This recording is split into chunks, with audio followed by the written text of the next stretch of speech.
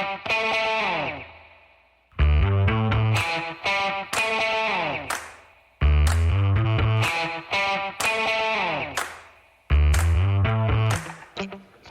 folks. Welcome to another episode of Film Study. This is Ken McCusick, and we're here for the first episode of the year of One Last Thing with my co-host Slava Cooperstein. Slava, how are you doing? I'm doing well, Ken. Would have been better with a win, but at least most of the AFC North also squandered their first week opportunities. So at least we've got that to be thankful for. Yeah, in a relative sense, I think you're right on the money. We're going to kind of do this fast. We've always wanted this to be a shorter episode. And love the idea anyway. What we got is 2 positives and 2 concerns each coming out of week 1. In fact, I think this is almost a great format to stay with, but it's definitely the one we're going for week 1. Let's go with the bad news first, and we'll finish with the positives out of this. So, Slava, what's your first concern? Yeah, so one of my first concerns is something that I think has been sort of discussed in the offseason.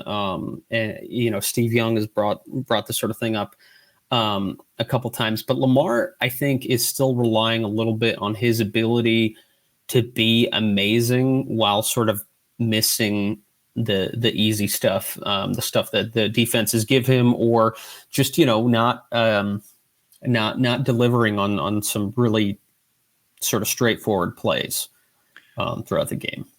Yeah, I agree with that entirely. I mean, some of it is that Lamar doesn't really play on schedule a lot. And some of the easy throws are presented by receivers who turn at the end of a route and who break out of that. Bateman in particular, we didn't see much of that. The one play to Bateman, the long one, obviously was really more of an off schedule throw, and he had one earlier catch, didn't he?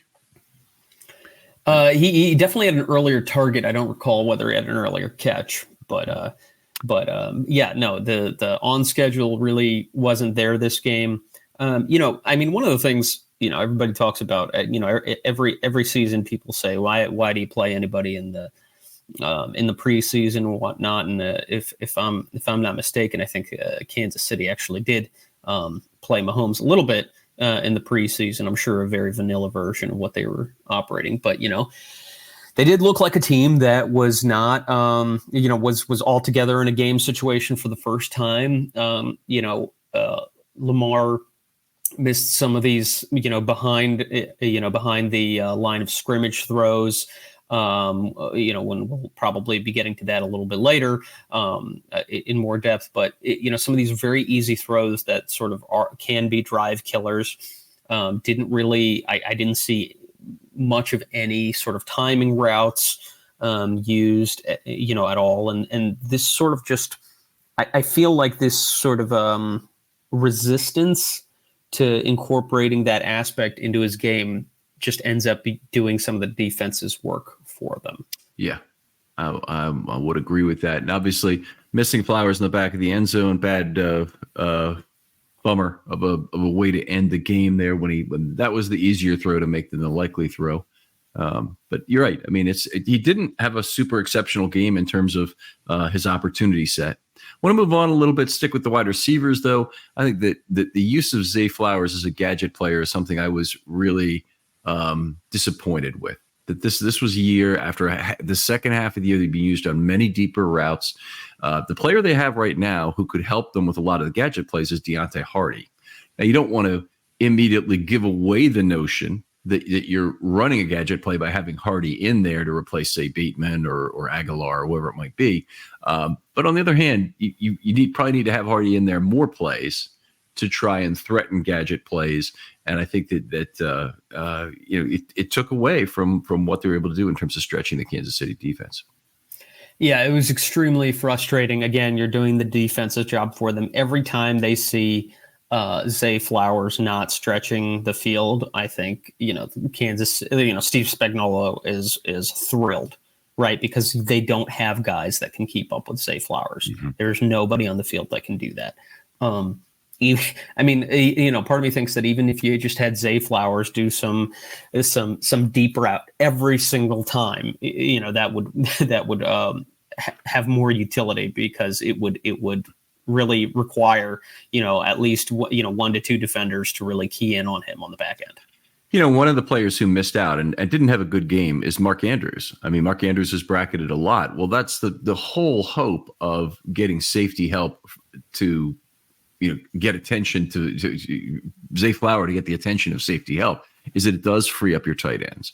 Well, likely Andrews, either one of them, to get more one-on-one opportunities and better shots. And they had to funnel almost everything through Likely, who was the tight end who got more single coverage in this game. Andrews, unfortunately, was not really a part of the offense. Now, I don't think anything about Andrews' performance is an indication that he's done. I think it's a problem with the scheme of the Ravens that they will be able to solve and work through as time moves through the season.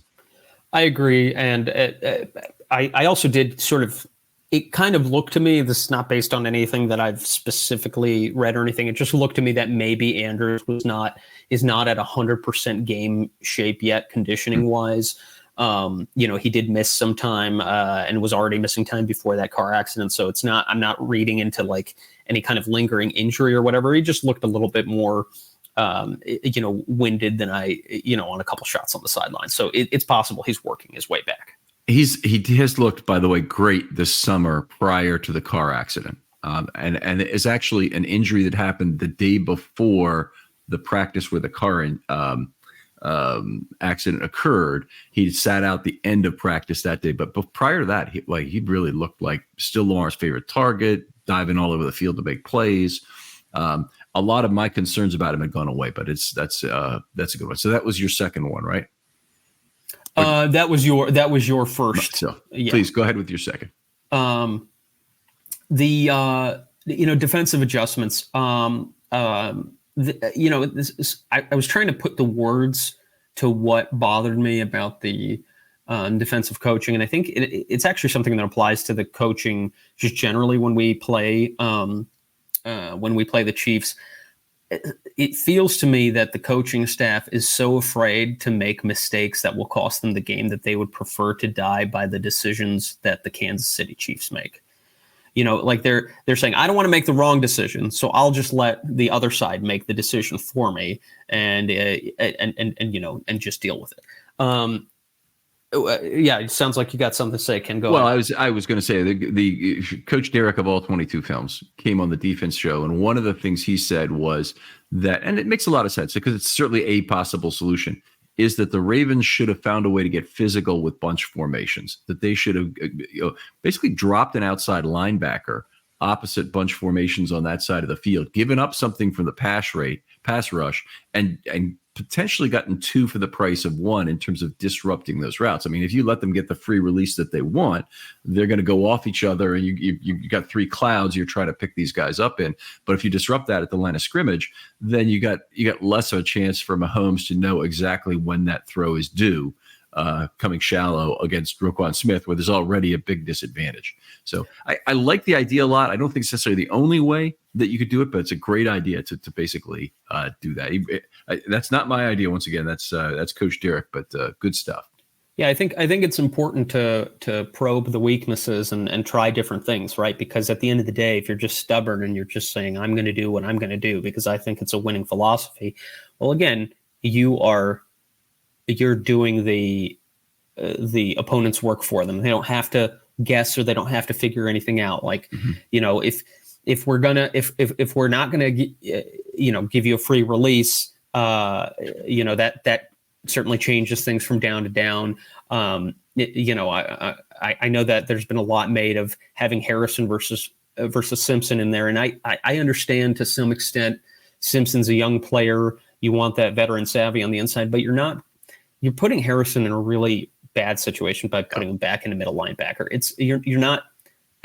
I just disagree with the decision from a philosophical standpoint.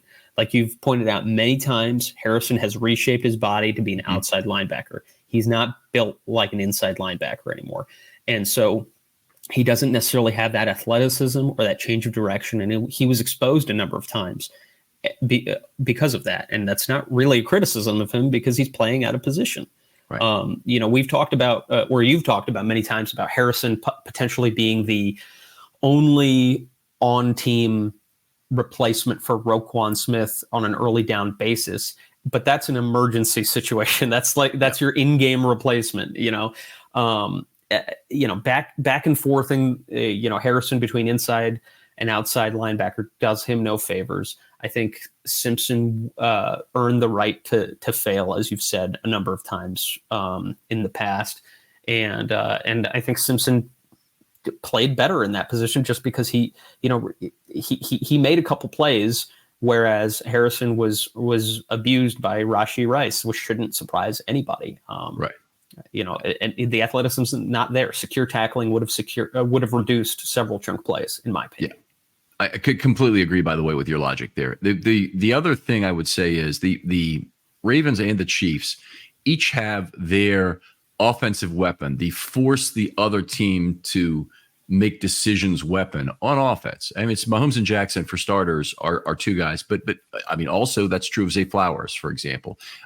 They force defenses to react to them. The one piece that we didn't really see used effectively in this game was Kyle Hamilton. He's the piece the Ravens have on defense, which allows them to say, and the guy on defense that Kansas City had, I thought, where they forced the Ravens into a lot of choices, some of the bad, was Leo Chanel.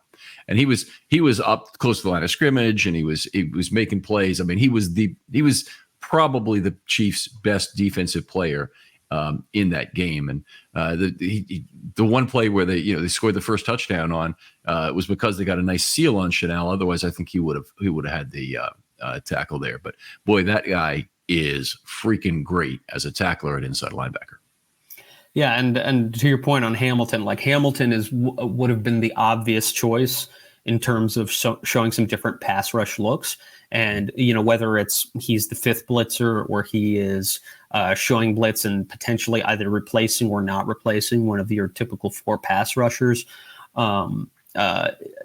would have shown them some different looks. And you have to make the other side adjust. You have to make the other side guess from time to time. And we just didn't do that. And it was completely by virtue of our inability to or reluctance to show anything other than what we were showing the entire game.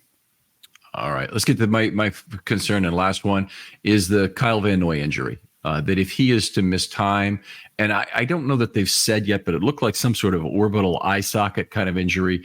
But it will put a lot of pressure on the outside linebacker core if he's not able to deal with that. I've actually been sleeping this morning since this is a catch-up sleep day for me. So I don't know if something's been announced yet today from the Castle to discuss that. But, they may have to go to the open market and get another guy who can rush the passer if Adisa Isaac, for example, is not able to come back. And even in this game, they really heavily, heavily relied on Oweh to play way more snaps than he ever has before. They were fortunate, in a sense, that the Chiefs didn't have a lot of offensive snaps. It was 74-50. And even if you play 90% of the snaps in a game like that at outside linebacker, that might be less than you would play in some games.